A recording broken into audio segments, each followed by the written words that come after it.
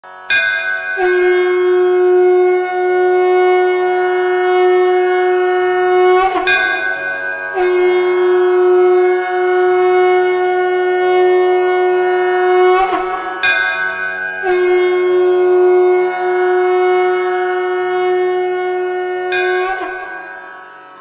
বন্ধুরা, বর্ণাশ্রম চ্যানেলে স্বাগত। আমি মাখনলাল ভট্টাচার্য বলছি। আজকে একটা সম্পূর্ণ নতুন ধরনের ভিডিও আপনাদের সামনে নিয়ে আসছি।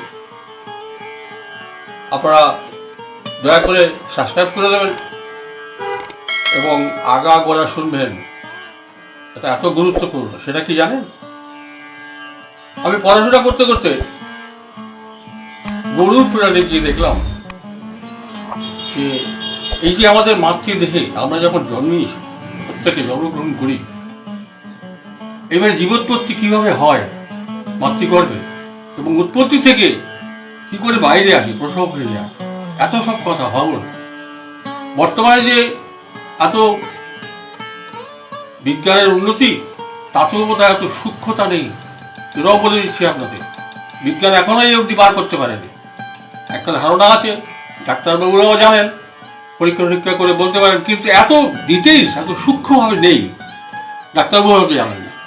আর মায়েরা বিশেষ করে আশা করি মন দিয়ে শুনবেন, যে যেহেতু এটা আপনাদেরই বিষয়, সে কারণে আপনারা জানা থাকলে আপনাদের ভিতরকার গর্ভস্থ শিশু নিরাপদে থাকবে, সুস্থ থাকবে। সেই জন্য মায়েদের জানা আরো খুবই প্রয়োজন, ভীষণভাবে প্রয়োজন। বুঝতে পেরেছেন?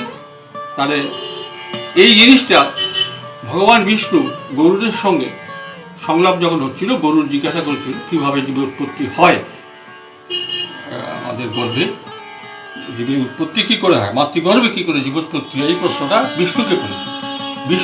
ভগবান বিষ্ণু গরুরকে উত্তরে যা বললেন সেগুলো আমি আপনাদের শোনাচ্ছি। আমি কোনো মিস করতে চাই না, সে কারণে যেমন যেমন আমি গরুর পুরাণে পেয়েছি তুলে আপনাদেরকে শোনাচ্ছি। শোন,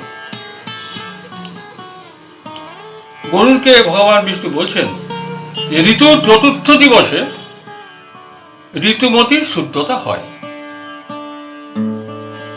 ঋতু থেকে 7 দিনের মধ্যে গর্ভ সঞ্চারিত হলে তাতে পাপ বিরাজ করে।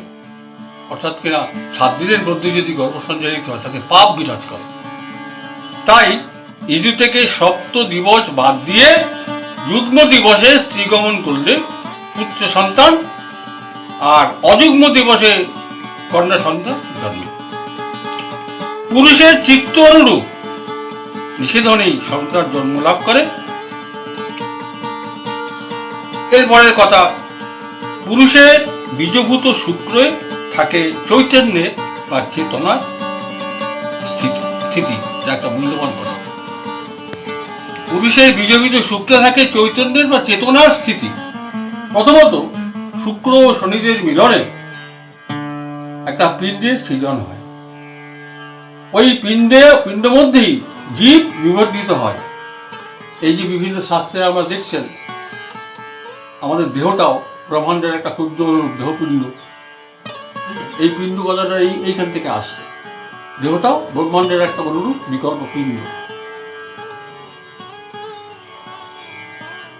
সহবাসকালে রক্তাধিক্য হলে কন্যা সন্তান, আর যদি শুক্রাধিক্য থাকে তবে পুত্র সন্তান হয়।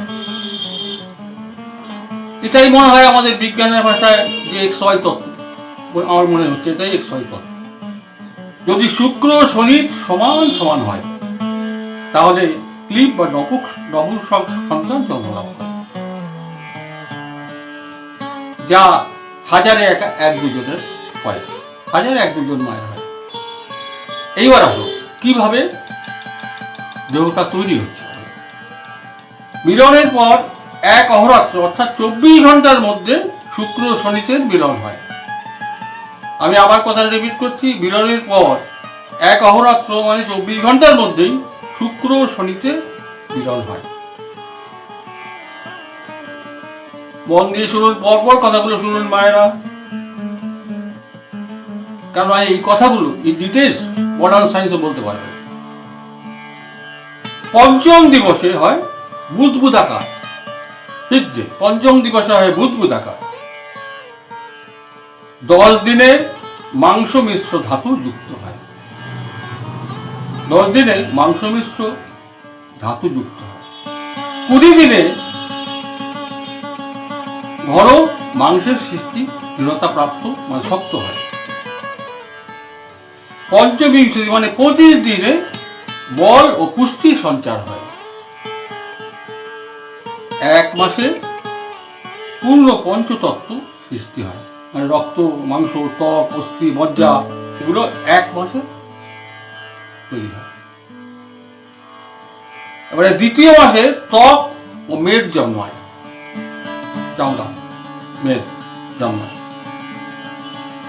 3য় মাসে অস্থি ও মজ্জার গঠন, বুঝতে পারছেন?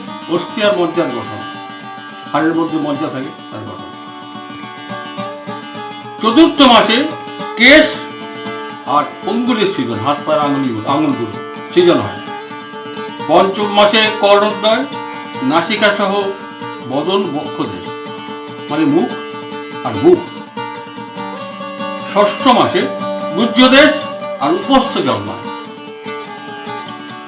7ম মাসে পৃষ্ঠ, কণ্ঠ, উদর পরপর সৃষ্টি হয়।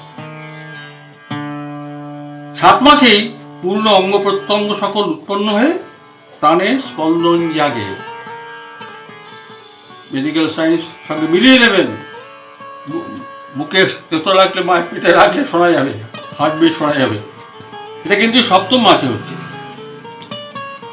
8 মাসে গর্ভ পরিপূর্ণ হয়, তখন জননী জঠরে তখন জীব করে কি ঘর ঘর নাড়াচাড়া করে। এই জন্য 8 মাস থেকে মায়েদের কষ্ট শুরু হয়, ঘর ঘর নাড়াচাড়া শুরু করে। আর 9ম মাস উপস্থিত হলে গর্ভস্থিত সন্তানের যে দৃঢ়তা উৎপন্ন হয়ে গর্ভ পরিপূর্ণ হয় 9ম মাসে। এবার যেহেতু গর্ভবাসে অল্প স্থান, তাই সন্তান সংকুচিত থাকার ফলে, ছোট হয়ে থাকার ফলে গর্ভ থেকে বাইরে যাওয়ার জন্য চেষ্টা করে, আর মায়েদের কষ্ট হয় খুব।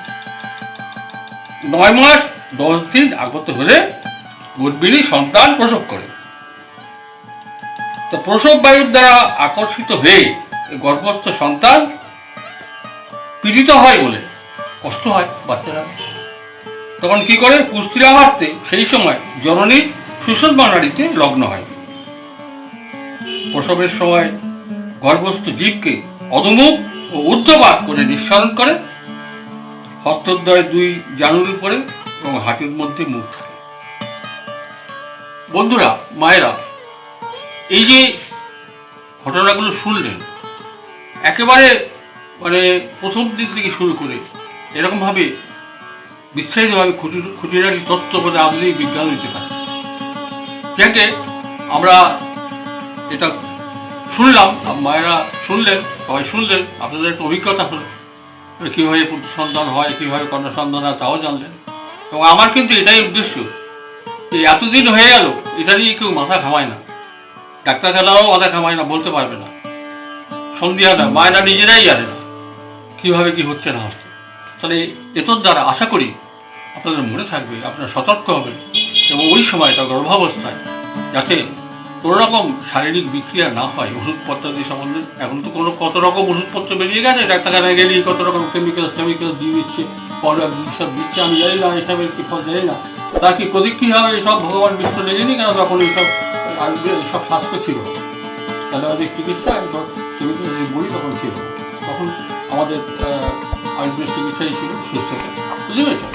সেসব লেখাও আছে, সুস্থতার চিকিৎসা পদ্ধতি সব চিকিৎসায় আমাদের এখানেই লেখা আছে, বইতেই লেখা আছে, আর খুললেই পাওয়া যাবে। কিন্তু মায়েরা সাবধান, মায়েরা শুনলে সেই হিসাবে সতর্ক হয়ে আপনারা চলবেন এবং চেষ্টা করবেন যাতে সুন্দরভাবে নিজের সন্তানটা সুন্দরভাবে গড়ে ওঠে, সুন্দরভাবে যাতে প্রসব হয় তার চেষ্টা করবেন।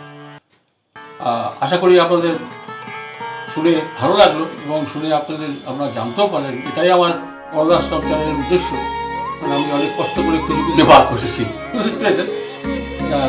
তাহলে আপনারা শুনলেন, ভালো লাগলে আপনারা কমেন্টস করবেন, আমার রাজাকে জানাবেন, বুঝলেন? আমি তো রেফারেন্সটা দিয়ে দিলাম, তা গরুর থেকে পেয়েছি এই বিবরণটা। তো আজকের মতো এখানেই শেষ, ভালো থাকুন, আবার পরের ভিডিও দেখা হবে আরও গুরুত্বপূর্ণ ভিডিও নিয়ে। নমস্কার।